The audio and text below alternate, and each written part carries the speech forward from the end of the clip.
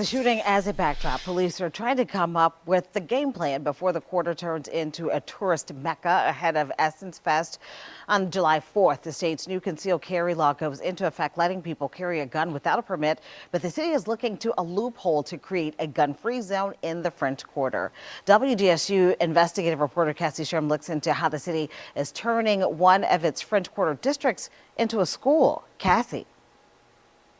Starting later this week, the law will allow those 18 and older to carry a concealed handgun without a permit. I think everyone understands that guns and alcohol don't mix, they never have. It's a move city leaders have been fighting and lost in the legislature. The reason why we were focused on the French Quarter is because we worry that when there is a shot fired, several shots fired, because of the density of these crowds, you have the possibility for many people to get injured or killed. And they are no longer prohibited. And now the new law is something NOPD is having to prepare for. NOPD officers have been in mandatory training, learning what they can and cannot do so that they don't violate any person's constitutional rights against an illegal search and seizure. What they can enforce is negligent carry. Formerly incarcerated felons or a person with alcohol levels of a .05 will not be allowed to carry a concealed weapon. You cannot carry a weapon at a demonstration or parade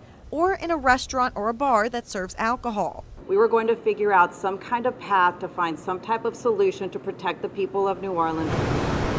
With the united concern for a rise in violence in the French Quarter, a new solution to create a gun-free zone is in the works. That's where the idea came to create a school zone. Well, the 8th district back behind me here is in the heart of the French Quarter, and that's why NOPD leaders as well as city leaders are making this building back behind me here the latest training facility for officers. What that means is this will be a school, and so those within 1,000 feet of this building will not be allowed to carry a firearm, making these areas a firearm-free zone. Here's what that firearm-free zone would look like. This is the radius, and it includes blocks bounded by Canal and Toulouse streets and large stretches of busy Bourbon, Royal, and Charters. Those all will be off limits for guns. This comes after a violent weekend in the French Quarter where there were multiple deadly shootings. We have seen an increase from last year, obviously. So these city leaders feel this move is what's best for the quarter, and they're asking for those who come. Guns and crowds don't mix. Guns and alcohol don't mix. Don't bring your gun to the French Quarter. Leave it to the fine women and men of the NOPD to protect you.